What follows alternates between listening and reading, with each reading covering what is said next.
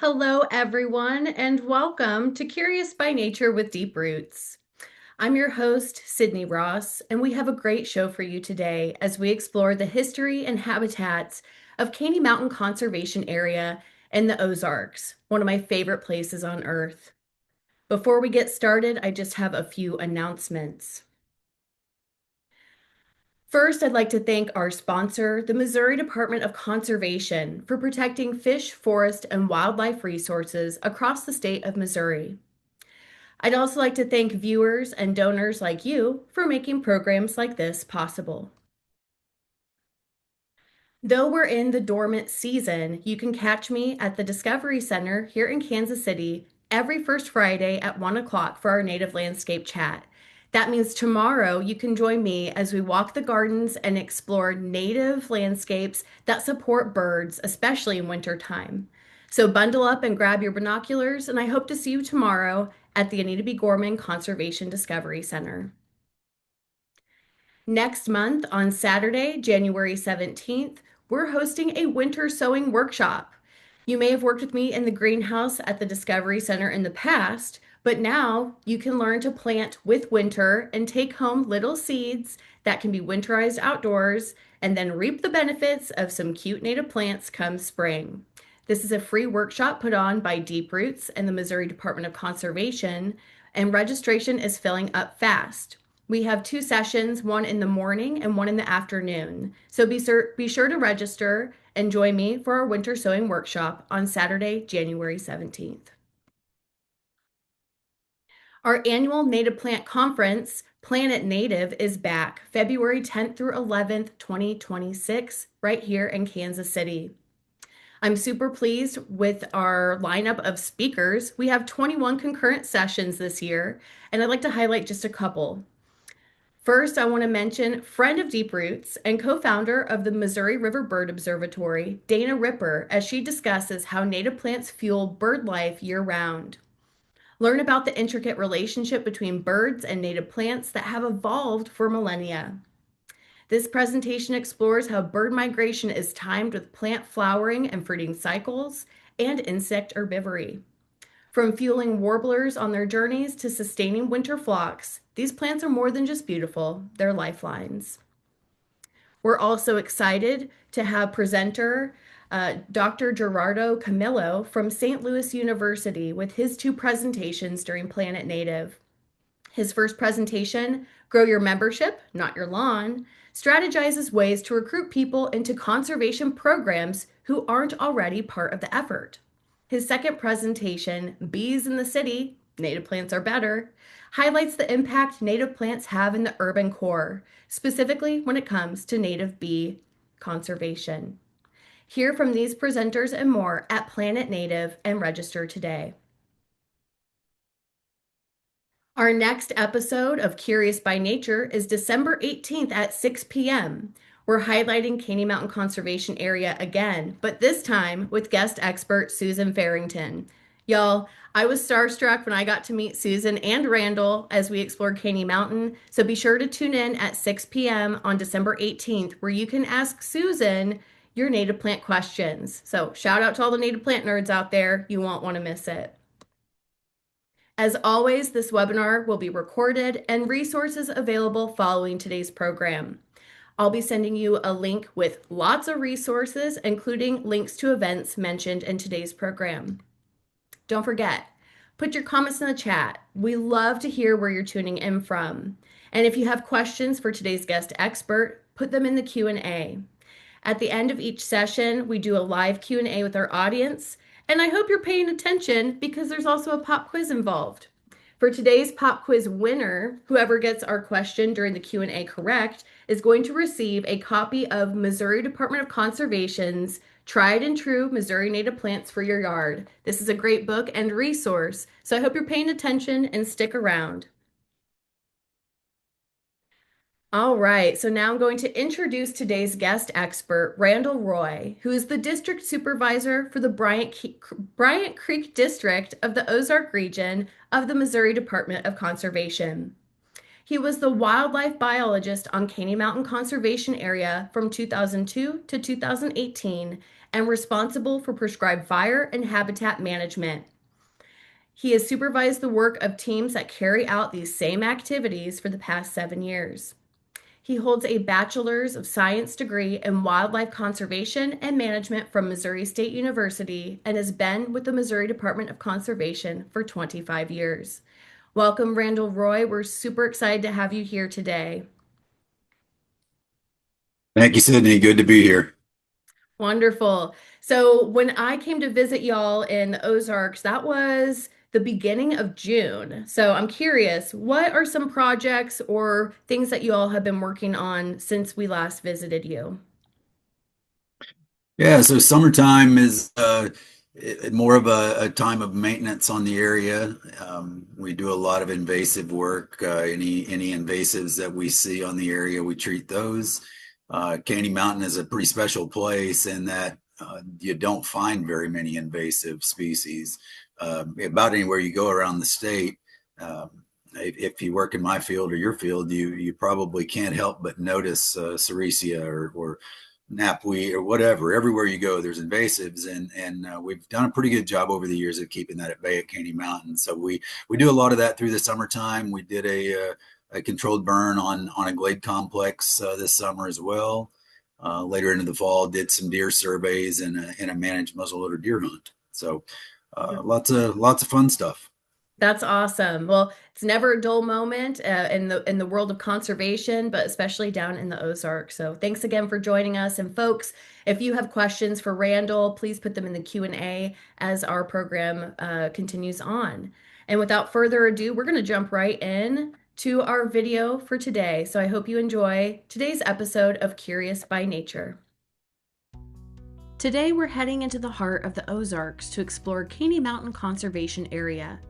Nearly 8,000 acres of rugged ridges, sun-drenched glades, and quiet valleys tucked away in southeastern Missouri. This landscape holds a rich ecological story shaped by ancient geology, diverse habitats, and decades of intentional conservation work. I visited Caney Mountain in late June to uncover the history woven into these hills, from the Missouri Department of Conservation's early efforts in the 1940s to the pivotal role this place played in restoring the state's wild turkey population, thanks in part to biologist Starker Leopold. Along the way, we'll stop at historic landmarks, take in the sweeping overlooks, and get an up-close look at the species and stewardship efforts that makes this area special. Lace up your boots and grab your binoculars. Our virtual hike through one of Missouri's most storied landscapes begins now. So I'm Randall Roy. I'm a district supervisor on the Bryant Creek District, which covers Ozark County, where we're at. I've been a part of Caney Mountain since 2002 when I was hired as a wildlife biologist. I've been with the department 25 years, 23 of those being as a part of Caney Mountain. It's a lot of prescribed fire. We do some green browse food plots, dove management, some dove fields. We've always hung our hat on our fire program, where 80% of the area is in a burn rotation. So right now we're going to look at what we refer to as the Leopold cabin. It's hard to see right now, but in 1941, Starker Leopold, the son of Aldo Leopold, father of conservation, he was hired as the first turkey biologist on the area. So this cabin is where he stayed during his time here when he was studying turkeys. This general area was the stronghold of turkeys in the state. There was, I say stronghold, there was about 10 on the area in 1940. But by 1941, they had doubled those numbers. Not a lot, but they had doubled those numbers. It's 5,500 acres. It was purchased for a few reasons. For one, it was one of the few places there was turkeys left in the state. Those 10 turkeys, that doesn't sound like a lot. That was actually considered a really good start. In 1940 in the Ozarks, there weren't a lot of roads. Mobility was an issue. It was my understanding at that time he actually lived in West Plains, so you can drive to West Plains in under an hour now. In 1940, it was a several-hour trip. So this cabin was built for him to stay here during his turkey project, and while he wrote up the turkey restoration plan and basically followed the turkeys around. If you read the plan, it's pretty interesting. They talk about a heavy snowfall in April of 1940 where they found the 10 turkeys. But The next year, they were able to find 12 turkey nests. So if you can imagine looking for a turkey nest on 5,500 acres without roads, and they found 12 of them, and there probably were the only 12 that laid eggs. I mean, it's quite likely there were 12 hens. So it's remarkable. He obviously spent a lot of time in the field, and I did a lot of really cool work in the 40s.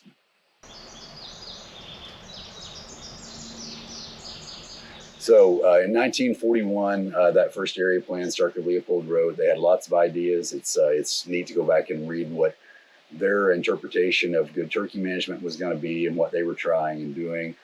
Some of the ones that thankfully didn't work out was introducing game farm turkeys. There was even a theory that they could stake tame hens, domesticated hens, and let wild gobblers breed them, and then they would have enough wildness to be wild. Not the case. They didn't do that here. That was one of the cool parts about it. Caney Mountain, they worked with what they had, just wild turkeys. Caney Mountain is kind of it's kind of where wild turkeys for the whole state began in a lot of ways, and deer as well. The last deer in this area was killed in 1910. So by 1940, there's still no deer. 30 years of no deer doesn't seem possible now, but there were actually 30 deer trapped in Caney County and brought over here and released. And then the numbers just skyrocketed here, and they were able to trap them and move them around the state. So whether you're in Kansas City, North Missouri, Southeast, wherever, your deer actually can be traced back to the Ozarks.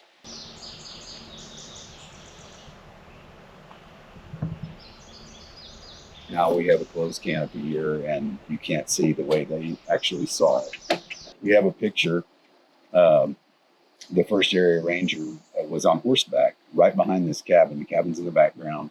And they called it a red wolf. In some of the earlier writings, they talked about wolves a lot. Maybe it was wolves, maybe it was coyotes, but they always called them red wolves. And there's one hanging from the saddle horn of his horse, and sunlight all around. And we can walk around and look at the spot, the exact location. There was a couple of trees. In fact, that picture was taken, I believe it was referenced 1941 or 43. And so you can actually see this tree and see how much it's grown in that amount of time. That horse was standing right in there, just up on the little knob with this tree in the background. And you can see the cabin in the background of the photo. And I don't know how old that tree is, but I know that it's much older than 85. If you can imagine this all open except these more mature trees, these white oak trees, all the small stuff gone, you can see up and down Caney Creek, the cane breaks. It would have been a really cool place to be a turkey biologist. No roads, of course. They tried to limit roads. They had fences built around the entire 5,500 acres to cattle and hog proof it. Open range grazing was big then. Mm-hmm. So, they built a fence around the entire 5,500 acres. That's what I read. How crazy is that? 30 cents per man hour is what they paid for it. Interestingly enough, the area itself was obviously, I mean, you'll see as we get further into the day, it's pretty steep. Not a lot you can do with it. The open range didn't even use it a lot because people didn't want to come in here looking for their cattle and hogs. And so the bottoms, they had been plowed, but most of the area was pretty intact, which is another reason that the turkey restoration was kind of focused here. I'm Susan Farrington. I'm the natural history biologist for the Ozark region. We're basically ecological consultants to the managers and to private landowners to help them know where the best, rarest plants, animals, communities are, and how best to manage for them to kind of make sure that we're doing the right management for those rare species and communities. The primary community at Caney Mountain would be woodland. And many people think of us as Missouri having a vast amount of forest. True forest is actually pretty uncommon in most of Missouri. True forest is the place where you find your morel mushrooms, your bloodroot and wildflower, early spring wildflowers, the bluebells, down near the major rivers on the steep slopes facing north and east near major rivers. That's what I would call true forest, where really moist loving species live, and your peak bloom is in the spring when most of the trees have no leaves. They take advantage of that springtime sunshine, and then there's no more bloom the rest of the summer. A woodland, by contrast, is a more open environment. It's still got lots of trees, but by definition, it should be anywhere from 30% to 80% canopy cover. And that allows some sunshine to come down through the tree canopies to hit the forest, I'm saying forest floor out of habit, to hit the woodland floor, and to encourage a wide variety of plants that bloom primarily in the summer and the fall. So there's some things that bloom in the spring, but the peak bloom in a woodland is summer and later fall. And so woodland is the biggest component, biggest natural community here. It would form probably 80 or 90% of what's here at Caney Mountain. The next big natural community would be glades. And we have a vast amount of dolomite glades here at Caney Mountain. And they are much more open than a woodland. They do still have some trees. They should have some chinkapin oaks or white oaks or other post oaks. And sometimes a gum bromeliad and occasionally dwarf hackberry. Different kinds of trees will live on glades, but primarily they're much more open, and they're on exposed slopes typically. They can be on the flat ridgetop, or they can be on a south or western slope, and they're the bedrock is very close to the surface, so the plants are growing in a very shallow soil because it's getting very close. There's good soil, but very little soil. So our desert type species live on glades. We'll see some glades as we travel to them. So I'd say woodland and glade are primary. There is some true forest, a little bit. There's definitely springs here and rivers, creeks. Not river, but creeks. A large creek runs through here, Caney Creek. There are caves and karst. So we have important caves here. We have one cave here that has a crayfish in it that is found nowhere but here at Caney Mountain in the world. It's the Caney Mountain crayfish. And that's the cave crayfish. That's the only place it's known. Christmas fern is a pretty common fern in the Ozarks, and it grows in really rich, tree forest, but it also grows in what I would call mesic woodland, where it's a more moist woodland. And Christmas fern, because it's typically still green at Christmas time, and also sometimes called Christmas fern because of the little stocking look to it, because it's like a Christmas stocking. If I can get a good one. Here we go. So it sort of has this little foot on the bottom of it that makes sort of a little Christmas stocking. Oh, I see. Okay. But it stays mostly evergreen, and then in the spring, the fronds die as the new fronds are unfurling. Next, we head up to the southwest vista where we take in the views. This is the center of Caney Mountain and beautifully scenic. Caney Mountain's highest elevation is about 1,000 feet above sea level. It's not the tallest peak in the area, but pretty decent for Missouri. And as Susan and Randall point out, though our mountains aren't tall, our valleys run deep. Caney Mountain feels like it's really high, but it's just this group of hills that have popped up from lower ground. That Starker Leopold plan I keep referencing talks about this area, the woodlands, being what do you call it? At best, one log trees, and lots of balds that had prairie plants with scattered cedars that wouldn't grow trees at all. So this is hairy bush clover, Lespedeza hirta. And this is a native Lespedeza. Lots of people are familiar with the non-native exotic invasive Sericea Lespedeza, which is not that great for our wildlife, whereas we have many species of native Lespedezas, and this is one of the finest. It's a very, what they call conservative plant, and I don't mean politics. That there's a coefficient of conservatism scale in which plants are ranked anywhere from 0 to 10. And that is based on how much they rely on an intact natural community. This particular plant needs fire once in a while. It needs to grow in an open woodland with some fire. And this is an indication that this is a high quality woodland, because this is an 8 on that scale of 0 to 10.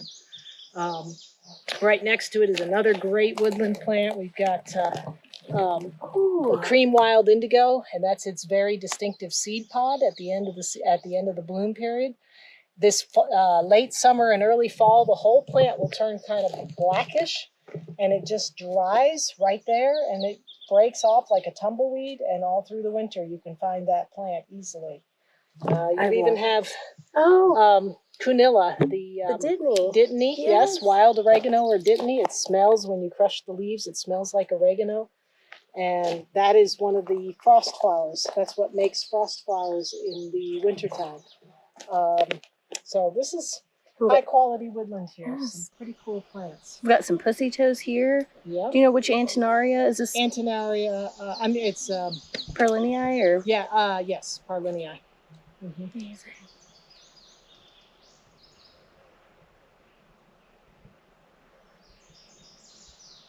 What is that? A bracken fern? They're not necessarily an indication of high quality. Sometimes they're an indication of a lot of fire, but they're not. It's not a bad plant. It's a perfectly good native plant. And it's an interesting fern because most ferns would not live in a hot, dry, burned woodland. This is one of the few ferns that's really well adapted for that. And its best adaptation is that when it gets really dry in August, it just says, I'm done. And it turns brown in August, and it's just finished for the season. And that way it survives through the rest of the year. Dry chert woodlands are pretty common throughout our Ozark landscape. However, most of our dry chert woodlands are heavily overgrown.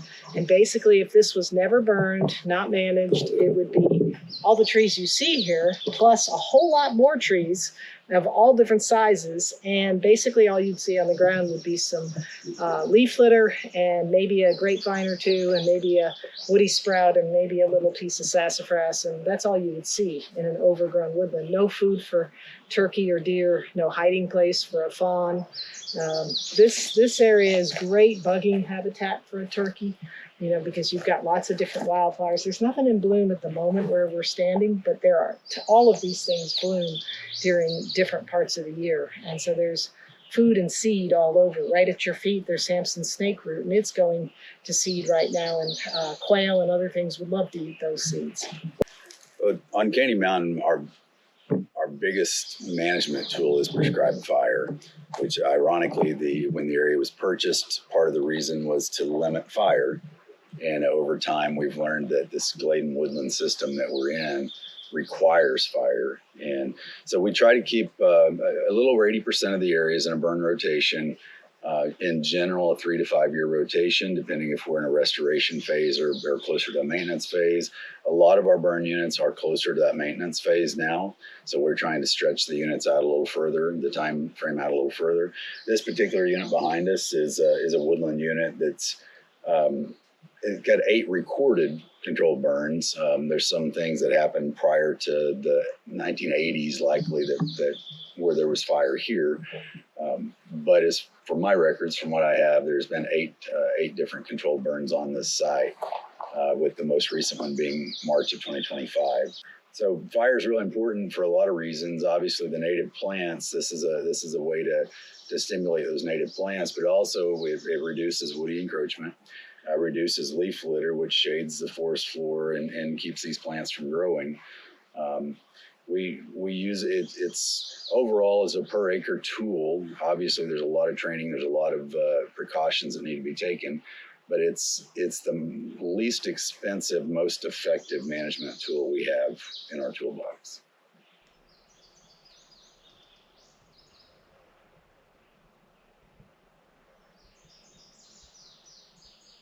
This is really a good spot because this is a place that's only been burned once. So this gives people a chance to see what the early stage of the restoration looks like. It's burned off the first little leaf litter. It's burned some of the coarse woody debris. It started to make a difference, but one burn without any other action clearly doesn't do that much yet. It's a start. A year ago, this was solid leaf litter, and we got none of this. Right. I mean, it's not the same as where we was, but that was 8 burns in. This is 1 burn in. So right. It's a process, and not even just a career-long process. I mean, there'll be people who follow me that will see the fruits of my labor, and I'm seeing fruits of someone else's labor. Generational Right. process. So it takes time. This is exactly, if this was my property, this is how I would want to do it. I would want to burn it before coming in and doing a whole bunch of cutting. Agreed. And, burn it through, see how it goes. If you feel like you need to do some thinning, okay. But if you keep burning it regularly, some of the smaller trees and the other things will just drop out naturally. So I like seeing the gradual reintroduction of sunshine instead of the instant reintroduction of sunshine. There's a couple different thoughts on it, and there is the thought of do the mechanical thinning and get there a lot quicker. I feel like that if we're managing a natural system as natural as we can manage it, the long-term approach is where it's at. We may not see our end result in our career, but I still feel like it's the right way. There's going to be years that it burns hot. Some years it doesn't burn as hot. Some years we're in the middle of a drought and the heavy fuels are drier. Some years they're not. Some years we burned it with 30% humidity and 10-mile-per-hour winds. Some years it was calmer. So all the burns are different. There will be years when we may lose a small tree and we start opening the canopy gradually. Some years it burns hot enough, there's some bigger trees that die and open a bigger spot in the canopy. I think just it's a long process, but eventually you get to where you want to get to, just different paths to get there. It could be one of those things like when in the early 80s when they burned Longbald with all the cedar slash on it, it probably looked really bad in the surrounding. At that time, I'm guessing the woodlands were as thick as this. Looked really bad for a while, and then over time we get to the spacing that we really are after, and so we have to kind of endure some of the ugly to get to where we want to go. And I'm hopeful that's what this is. We had 40 acres of cedar slash. It was part of our glade restoration. We've restored over 500 acres of glade here in the last 20 years. And so we slash the cedar, typically let it rest 3 years, and then burn it. That can fluctuate a year or two either way. There's some different methods to mitigating that slash. Some areas the cedar is not thick enough that it makes a big difference. Other areas where the cedar has been really thick, the fire gets really hot. So there's some mitigation that you can do to that. You can limb those cedar trees to get the slash on the ground to limit some of the fire, the volatility. You can pile. I mean, if you have the resources to do it and the time to do it, you can cut and bone pile and burn them in the wintertime or when snow's on. There's different ways to do that. Or you can just burn it, and sometimes you open up some holes. It kills some hardwoods around it. Looks a little rough for the first few years, and then over time you're getting sunlight to the ground and your herbaceous that you're after show up. Important thing though is if you do choose that latter method, if you do have a hot burn, you're going to end up with a lot of sprouts after that hot burn. And that's okay, because an area where you've lost some canopy trees and you have a bunch of resprouting hardwoods is going to be excellent habitat for prairie warblers. But if you now walk away and you don't keep fire in the system, that natural community is now going to be worse off than if you had done nothing. If you burn it hot and kill a few trees, open it up really wide, bring in a lot of sprouts, and then you walk away from the unit and never do it again, it's a total mess. It's like you've made a clear cut that then never gets burned again, and it becomes thicker than it was before you started the work. Do a gradual burn like this one where you burn and then you just let fire keep doing the thinning over many burns. It's not going to be that instant shock, and you're not going to have lots of resprouting. You're still going to have resprouts. You can look around and you can see woody resprouts coming up all over here. They're not incredibly thick, but of course this is only burned a few months ago.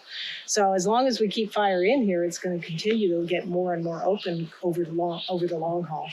But making it open and perfect right away, you better be absolutely dedicated to keeping it burned, because it can become quite the sprout thicket otherwise. Burning every 3 to 5 years or so and keeping it, then the fact that things are sprouting up and going down is fine. The sprouts, when they come up, that's great habitat for a lot of creatures. So woody sprouts in and of themselves are fine. It's just we don't want them to become so thick and so overwhelming that they just crowd everything else out. So we're looking at spider milkweed, also known as antelope horny milkweed, I believe. There's a bunch of bugs on this one, and those are one of the types of milkweed bugs. Off the top of my head, I'm not exactly sure which one, but they are native bugs, and lots of times people panic and say they only want monarch caterpillars, and what do we do about these darn orange bugs that are eating our plant? Well, they're part of nature too, and milkweed is a village of many different insects that have learned to utilize it. So these particular milkweed bugs should be left to do their thing. And this is the same plant going to seed where the fluff has already, most of the seed has already dispersed off of this one. So this one bloomed nice and early. It was one of the first. And this milkweed in general is the first milkweed to bloom in the spring. So that's why it's already going to seed. That fluff carries those seeds far and wide. Rudbeckia missouriensis, Missouri black-eyed Susan. One of the few plants that you can say, I am on a glade if I find that plant. And the common black-eyed Susan is everywhere and grows in any habitat, so it's not an indicator of anything except that it's pretty. And it's in full bloom right now at the end of June.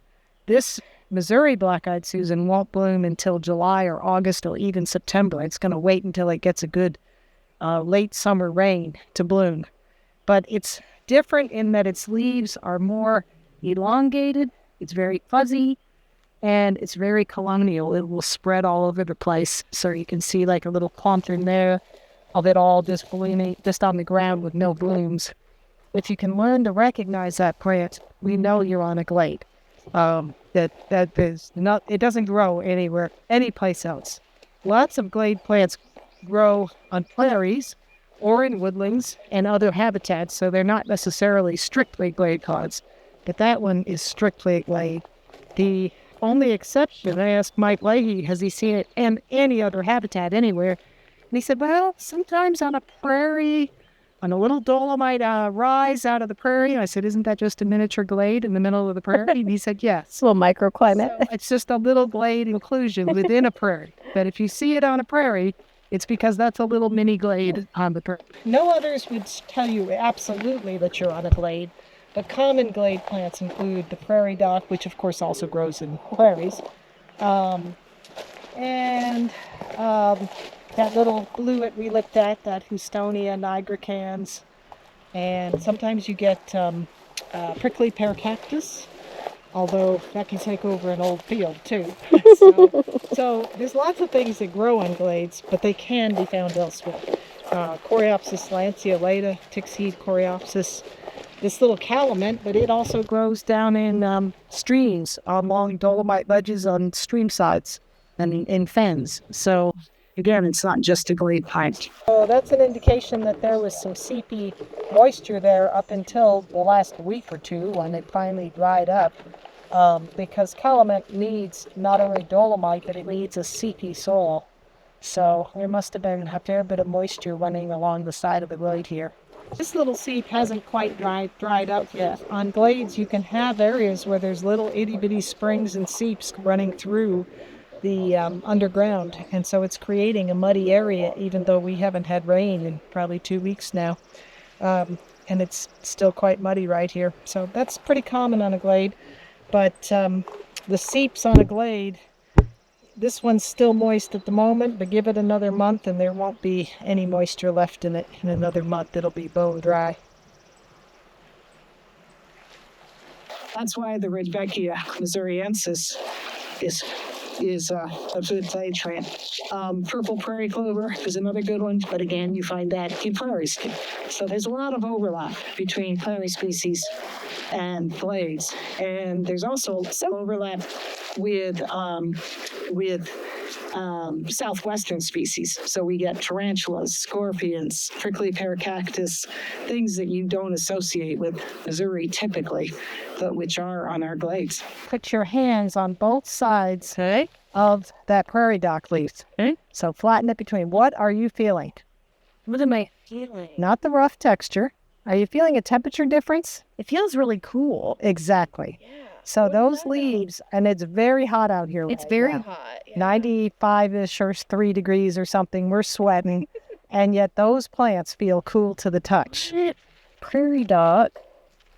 So what keeps it so cool is it has incredibly deep roots. Prairie dock has 6 to 8 to 10 feet root. Well, they're going way down deep and they're finding moisture down deep, pulling it up and then transpiring that moisture from the roots through the leaves to keep the leaves cool on these hot summer days. And any day of the year, well, at least spring through fall, you can tell the difference by feeling on both sides. But in June and July, it becomes really obvious.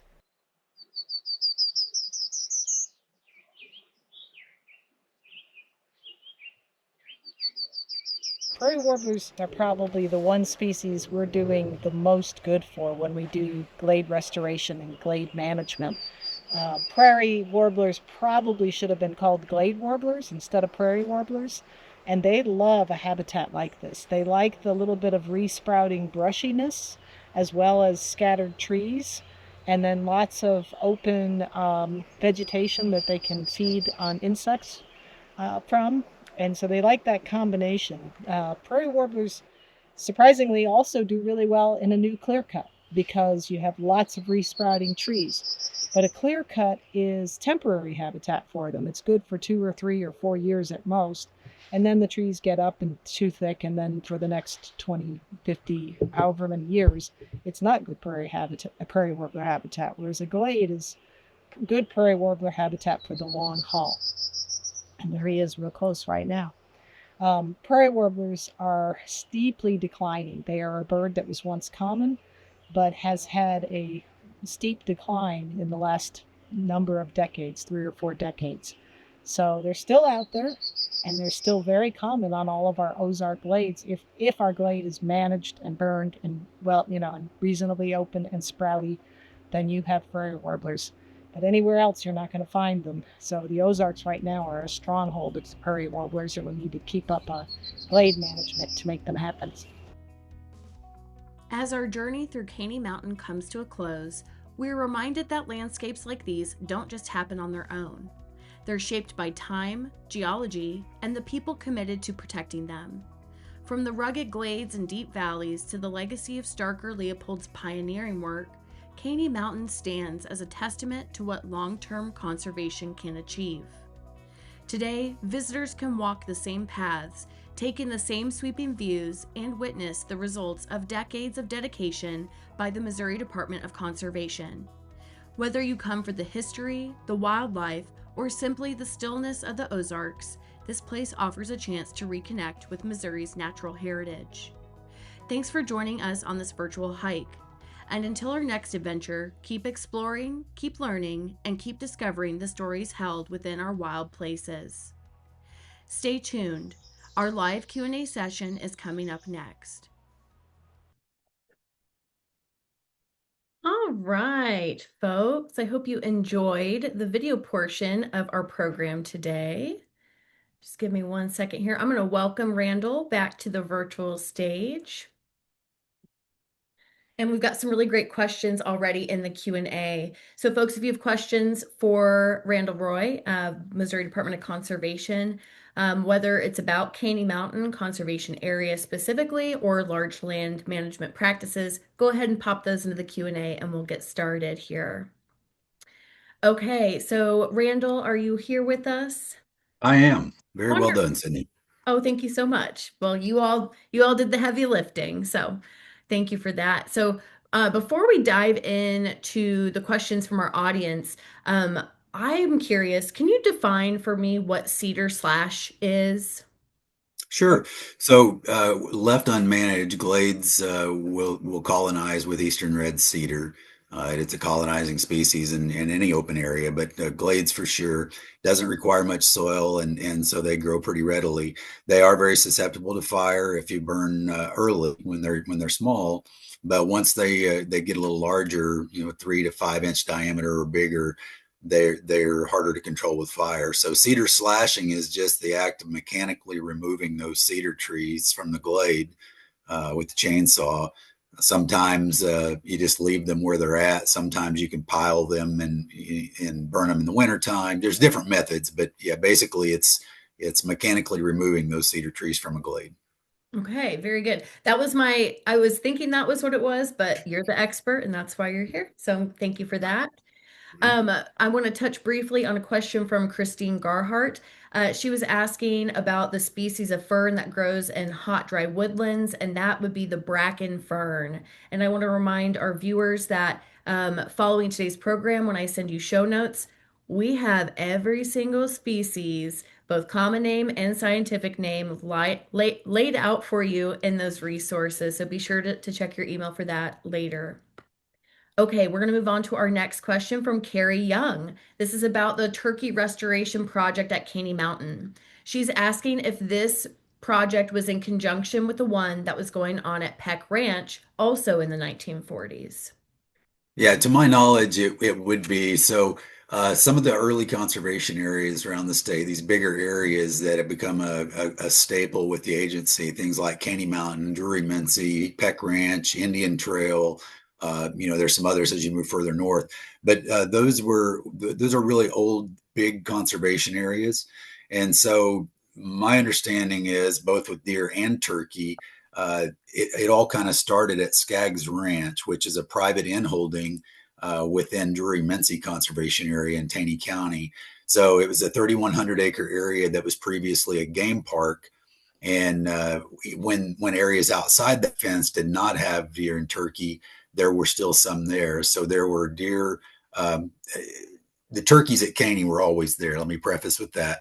But there were deer and turkeys trapped from that area and moved to those bigger conservation areas, and from there restored around the state. So the turkey project at Caney Mountain that Starker Leopold worked on was kind of probably I would say the first really the first time that they really focused on habitat and what habitat would do for restoring a turkey population. So once that was happening at Caney Mountain, I'm certain that that's what spurred the whole restoration at Peck Ranch as well, because there's some very similar habitat types. Interesting. Okay. And kind of following that thread, how does the Missouri Department of Conservation currently monitor populations of sensitive or declining species? So lots of tentacles to that question. Um, we have a science division that basically handles those sorts of things. And game and non-game are going to be totally different. Non-game is going to be done through surveys and monitoring, and game species they are as well. But you also have the added bonus of watching harvest totals, and there's different ways to assess populations with, say, deer or turkey now, as if opportunity stays the same but harvest declines. That tells you something about your population size. Something like a hellbender, or something that's more rare. It's going to be based largely on surveys and studies from universities and agencies, and obviously individual sightings and individual accounts are taken into all those things as well. Interesting. Okay. Yeah. I knew that was a little bit of a loaded question, but thank you for kind of distinguishing that for us. Okay, Susan James has a question for you. She says, perhaps this was already answered, but could you speak a little more to burning an area? It looks like maybe they have an area that they're burning themselves or would like to burn, and asks, is it possible to do a burn with an area that has 10 to 15 acres compared to Caney Mountain, which has nearly 8,000? What are your thoughts there? Yeah, absolutely. I don't think it's an acreage requirement. I mean, you can do a prescribed burn on 1 acre or a half acre. I know there's pollinator plots that get burned that are small. There's the acreage isn't the limiting factor. A smaller acreage burn doesn't necessarily mean it's an easier burn. You're I would need to know more about the location. Sure. So just taking for instance, and hopefully I'm answering this and not chasing rabbits, but if I've got a 10 acre area, right next to an interstate or in the middle of the city, or something, or in the middle of a suburb, that's going to be much more difficult because of all the other factors that go into it, the non habitat factors. We call it urban interface. Um, on the other side of that, at Caney Mountain, I've got a 2,000 acre burn unit that I consider very easy to burn. It's 10 miles of road. So the acreage isn't really the limiting factor. It's more so what the unit consists of and what the proximity is to things around it that could be harmed by either an escaped fire or by smoke. And that could be power lines, utility lines, highways, homes. I mean, it could be all sorts of things. So yeah, please follow up if I'm not answering that for you. But yeah, it's not really the acreage that makes it doable or not doable. And to follow that, this idea again, how many acres approximately? I'm sure this varies, but how many acres at a time are you burning? Like you mentioned, you recently or earlier this year burned the section of the glade and woodlands. At any given time, what's the most acreage you've burned? Yeah, so we Caney Mountain is split up into I think 9 units now, 9 or 11, I forget. So, but we have several burn units. The smallest being a 23 acre unit that's it's really a small glade in an old field, and then the largest being a 2008 acre unit that is lots of glade and woodland, and several in between. We try to not burn. Um, uh, I don't have a set percentage, but we try to not burn the bigger units at the same time. So, for instance, there's a 1,200 acre unit and a 2,000 acre unit that are only separated by a road. We try to not burn those in the same year, so we've got such a large area that's all burned. We try to maintain some diversity. And alternate years on those. The only time that we would try to do something like that, and there's places that we will burn a unit, so we've got black line there, so we can burn the adjacent unit a little hotter with a little more wind, whatever the case may be, and do it more safely. But percentage wise, if we've got 8,000 acres on Caney Mountain, roughly 80% of it in a burn unit. Um, we try to not burn more than 2,500 acres in a year at the most. Mhm. Most years it's less than that. Okay, interesting. And folks, I want to remind you, Deep Roots has some really great resources to learn more about prescribed fire practices, which I will include in the resources following today's episode. That includes a recent webinar on prescribed fire with Johnson County Parks, but also Missouri Department of Conservation has prescribed fire lessons and courses and resources as well. So I'll be sure to include that in our show notes today. And before we move on to perhaps one more question, let's jump into our pop quiz, shall we? So, folks, here is how the pop quiz works. I want you to go ahead and access the chat, the webinar chat on your screen, and make sure you select that blue button and have it set to everyone. I want to make sure everyone gets to see everyone's answers. And the first person to answer the question correctly is going to receive a tried and true Missouri native plants for your yard book from the Missouri Department of Conservation. It has beautiful images and information about height, bloom time, habitat types, descriptions of these plants. So it's a really great resource. I love referencing it when I'm looking for different plants to recommend to people's gardens. So without further ado, here's our question for today. What is the second largest natural community or habitat type found at Caney Mountain Conservation Area? All right, and we have our winner. Sandra McKee has the correct answer with glade. Glade is the answer we were looking for. The first largest natural community or habitat found at Caney Mountain would be woodland. So thank you for playing. And Sandra, go ahead and send me your mailing address when I send out the show notes, and we'll get that over to you. Okay, and so we're going to go ahead and I'm going to ask you one more question, Randall, before I let you go. Um, from what I understand, you said you're out in Kansas right now hunting, is that correct? I am. Yeah. Sorry. That's the reason for the no video on here. Yeah. My son and I had a planned trip, so I'm spending a few days with my grown son this week, and we're out in north central Kansas. I love that. And no worries, your audio comes in loud and clear, and we're just grateful for your expertise today. So here's the actual last question.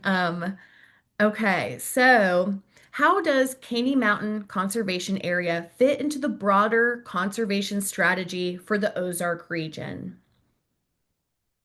Well, I think our overall mission is protect fish, forest, and wildlife resources of the state, and I think what we're doing is protecting a not only the habitat and the watershed of the Caney Creek watershed, but also the historical from a historical aspect. I think what we're doing today and what we try to do every day managing the area uh, plays a big role in doing that. And Caney's got such a cool history. Um, we take a lot of pride in upholding that. And you know, the original purpose of the area was to restore deer and turkey. And I feel like that as an agency in those 85 years since that decision was made, we've done a pretty good job of that. You know, deer and turkey numbers in my lifetime have it's hard for me to even imagine not having them. So, yeah, I think, you know, Caney Mountain is the Ozarks to me. You know, it epitomizes the habitat of the Ozarks, the glades and the woodlands, the hills and clear streams. And it's to me, if you think of the Ozarks, Caney Mountain is a good picture of that. Absolutely. I would agree with you 100%. And folks, I want to encourage you to go visit these conservation areas, especially Caney Mountain, next time you plan to go visit the Ozarks or want to take a road trip. The Ozarks, I would argue, are beautiful year round. And it's my favorite place on earth. And I look forward to returning here in early spring. That's my plan. So, Randall, I want to thank you again for joining us, and not only in June when I came out to film, but also today. And we're just really grateful for your stewardship. And thank you so much. Hey, thank you. Really appreciated it, and great job on the video and putting this together. And I think it does it shows the true character and history of Caney Mountain. I really appreciate that.